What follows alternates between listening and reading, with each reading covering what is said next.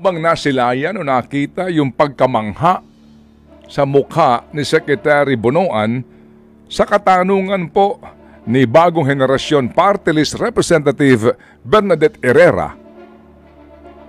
At kitang-kita po ba sa mukha ni Secretary Bonoan ang kanyang pagkagulat? Dahil lumalabas na hindi alam ni Herrera na ang pera na inilaan sa malalaki at importanteng proyekto ng DPWH ay inilipat din pala ng Kongreso sa unprogrammed appropriations. Si Representante Herrera po ay isa sa mga kongresista na bumoto pabor sa ratifikasyon ng 2024 budget. Habang si Senador JV naman ay miyembro mismo ng Bicameral Conference Committee. Ang mga eksenang ito ay pagbabalik tanaw sa naging hearing din ng Senado tungkol sa pagkubra ng Department of Finance sa 89.9 billion pesos na sinasabing sobrang pondo ng PhilHealth Insurance Corporation.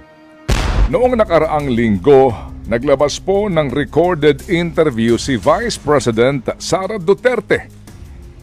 Kasama sa interview na ito ang kanyang pahayag tungkol sa pambansang budget. Ang budget ng Pilipinas ay hawak lang ng dalawang tao. Hawak lang siya ni Congressman Zaldico at ni Congressman Martin Romualdez. Yan ang katotohanan. Agad pong pinabulaanan ni Congressman Zaldico ang aligasyon ni VP Sara. Habang wala pa pong direktang inihahayag na panig tungkol dito ang Speaker ng Kamara. We beg to differ sa sinasabing ito ni VP Sara. Madam VP, we beg to disagree. Hindi po lamang dalawang tao ang may kontrol sa pambansang budget. Kung meron mang impluwensya ang dalawang ito, sila'y may mga katuwang para ito magtagumpay. At ito'y nangyayari din dulot ng tinaguriang time-honored tradition.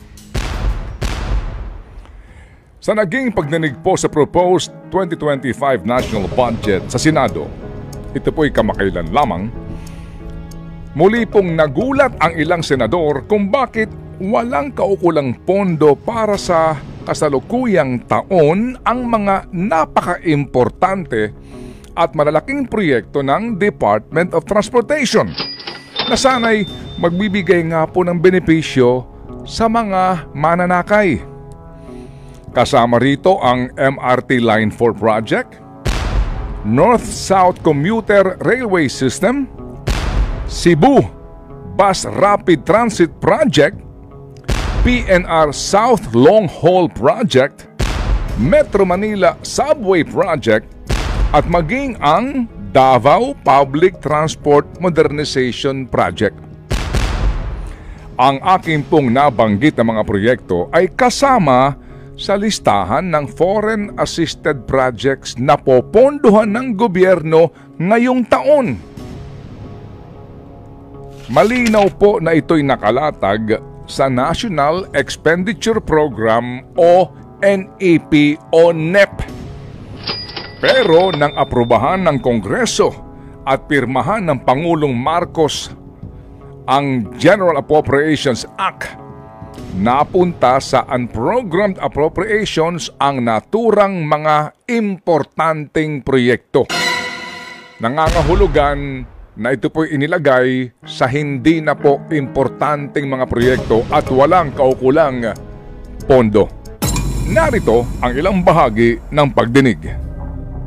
For 2024, a big portion of the budget under the NEP as allocated to support the Build Better More programs of the President, particularly the rail transport program, received a massive amount for the improvement and construction of the railway system.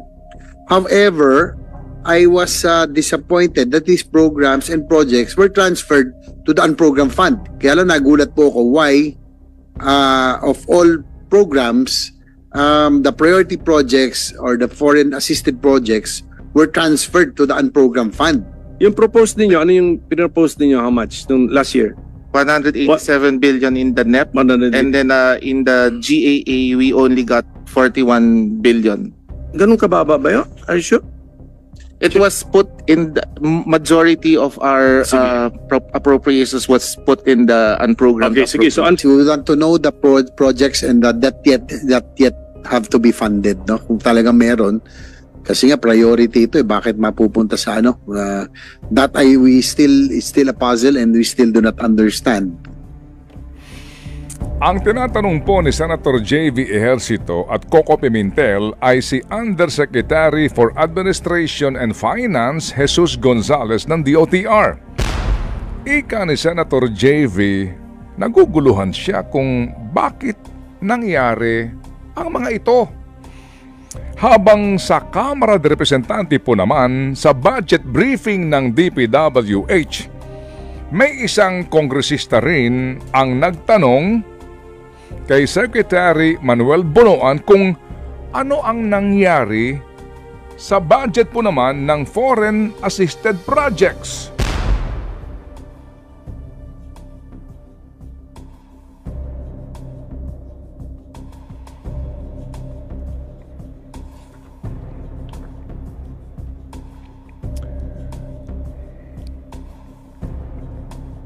Narito ang ilang eksena sa naturang budget hearing. Foreign assisted projects, there's zero allocation in 2024 GAA. Ano pong nangyari doon sa allocation niya for foreign assisted project? For 2024, Your Honor? Yeah. Well, we proposed actually 70 billion in our national expenditure program, but when it came out in the General Appropriations Act, we were surprised actually that there was nothing that has been allocated. Nakita niyo ho ba yung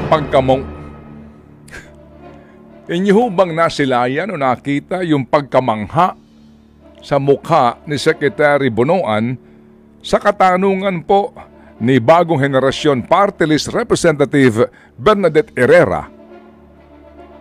At kitang-kita po ba sa mukha ni Secretary Bonoan ang kanyang pagkagulat? Dahil lumalabas na hindi alam ni Herrera na ang pera na inilaan sa malalaki at importanteng proyekto ng DPWH ay inilipat din pala ng Kongreso sa unprogrammed appropriations. Si Representante Herrera po ay isa sa mga kongresista na bumoto pabor sa ratifikasyon ng 2024 budget. Habang si Senador J.V. naman ay miyembro mismo ng Bicameral Conference Committee. Ang mga eksenang ito ay pagbabalik tanaw sa naging hearing din ng Senado tungkol sa pagkubra ng Department of Finance sa 89.9 billion pesos na sinasabing sobrang pondo ng PhilHealth Insurance Corporation.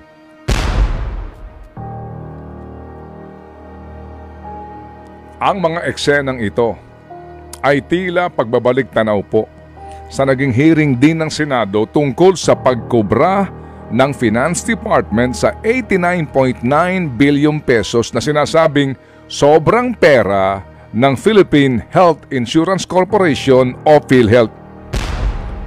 Nagulat din di ba ang mga senador? Abay, ang iba naging emosyonal, ang iba'y galit.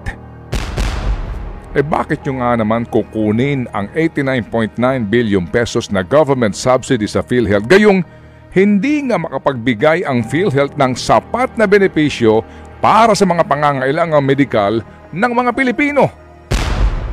Abay mahaba ang diskusyon, etc., etc., etc., bla bla bla. Paano po nangyari yun? Sino ba ang nagbigay ng pahintulot para magawa ito ng Department of Finance?